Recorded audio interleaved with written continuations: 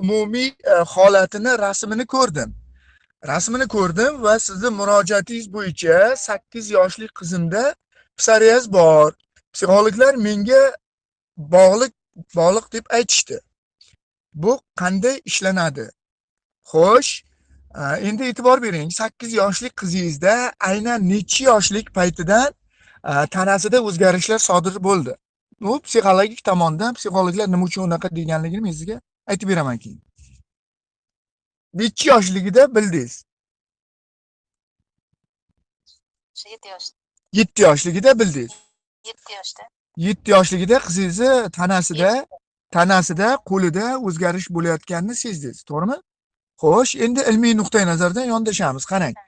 Psoriaz bu avtoimmun tizimi, bilasizmi? Avtoimmun tizimiga bog'liq teri kasalligi hisoblanadi. Ilmiy jihatdan qaralganda e'tibor bering. Uni asosiy sabablari immunitetni noto'g'ri reaksiyasi, irsiy omillar va tashqi muhit ta'siri bilan izohlanadi.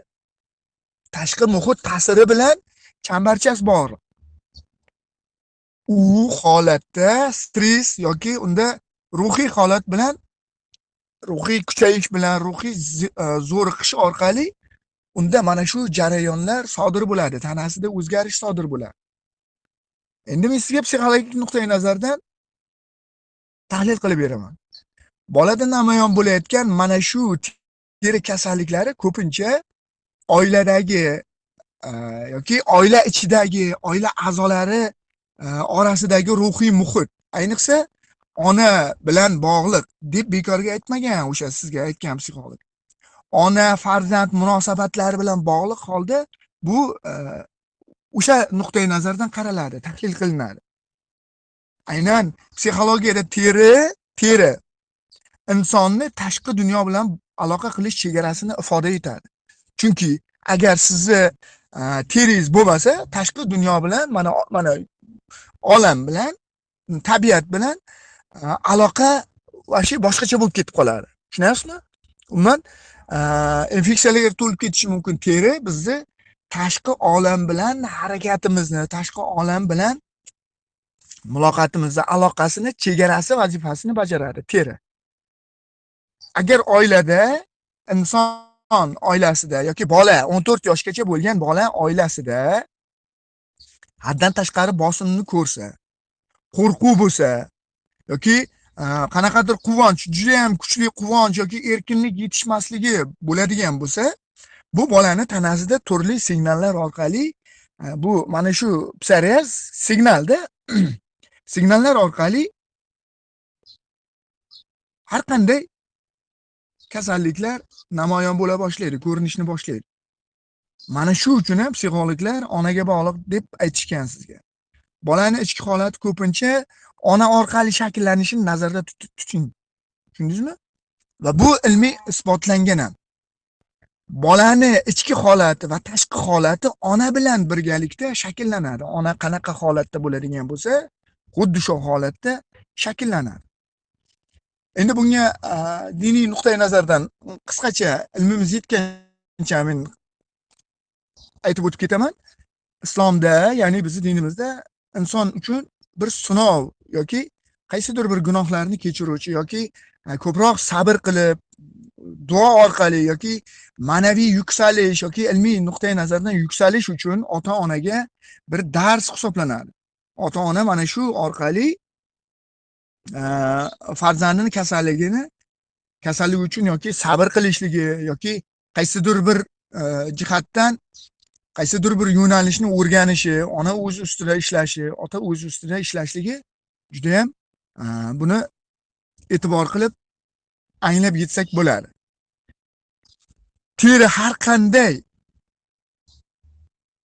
Teridagi bo'layotgan har qanday kasallik, ayniqsa psoriaz haqida gap ketyapti.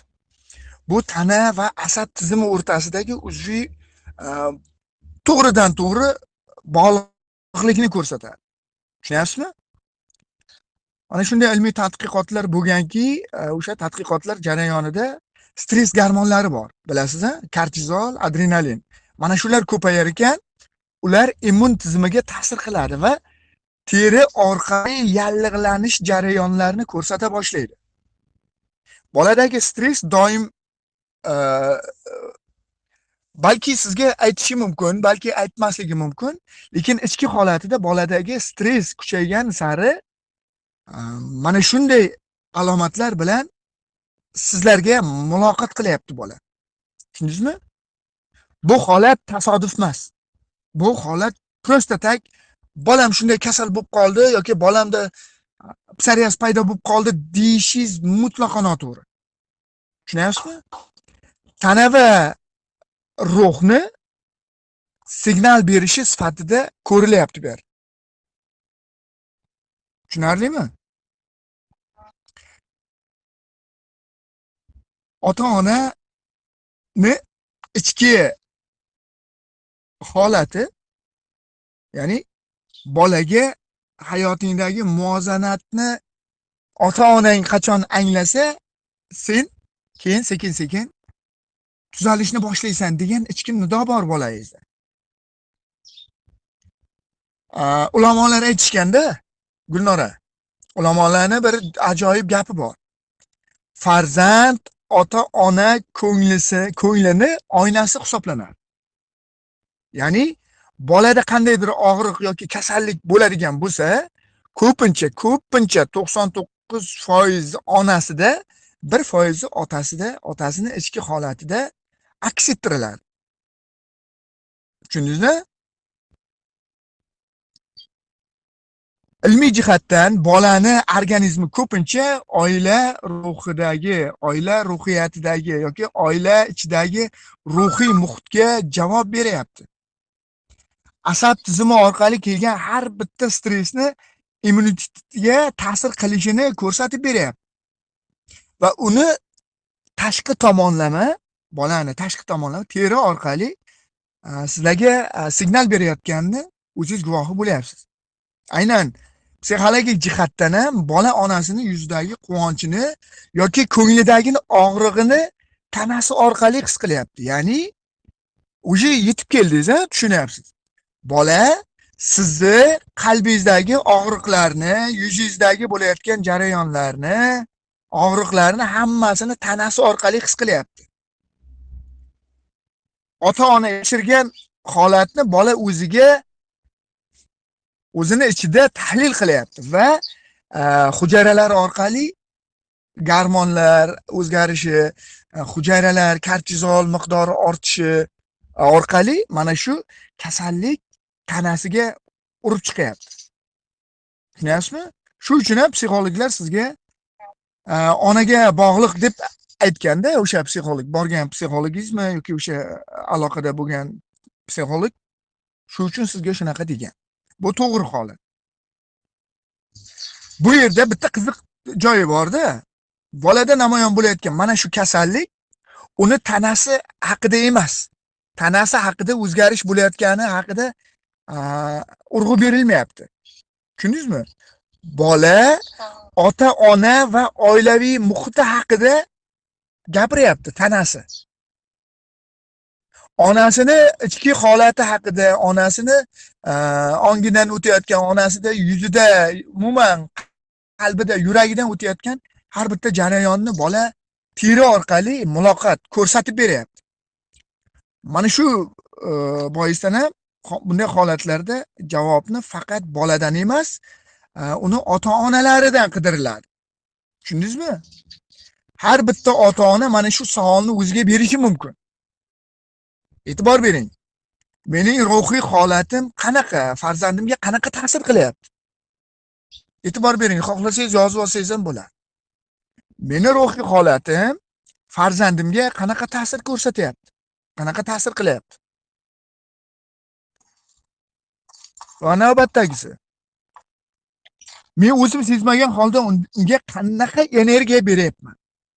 O'zingiz bilmagan holda bolangizga qanaqa energiya berayotganingiz haqida o'ylab ko'ring. Tushundingizmi? Chunki bolangiz xushchaqchaq, yuzi, terisi tiniq bola emas. Aksincha, siz berayotgan energiya orqali bolangiz oziqlanyapti. Tushunyapsizmi? Xo'sh, bolaga qarangda, men bunga qanaqa energiya beryapman? Bu juda ham zo'r holat. Xo'sh, yana nega aynan farzandimni tanasi meni ichki holatimni ifoda etib berdi? Nima uchun meni farzandim ichki holatimni tanasi orqali, terisi orqali ifoda qilyapti? Mana shu savollarni bitta-bitta ko'rib chiqing.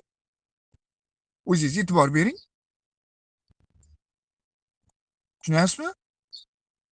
Bu savollarni o'zingizga bering. Endi men sizga yana psixologik nuqtai nazardan gapiraman. Qo'l insonni deyilyapti. Katta yoshli yoki qariya yoki bola deyilmayapti. Qo'l insonni tashqi dunyo bilan aloqasini bog'lovchi vosita. Harakati yoki qaysidir bir ifodalarini, qaysidir xatti harakatini, fikrlarini bildiradigan, maqsadini deylik amalga oshiradigan vosita, qo'lda vosita hisoblanadi. Aynan Xo'p.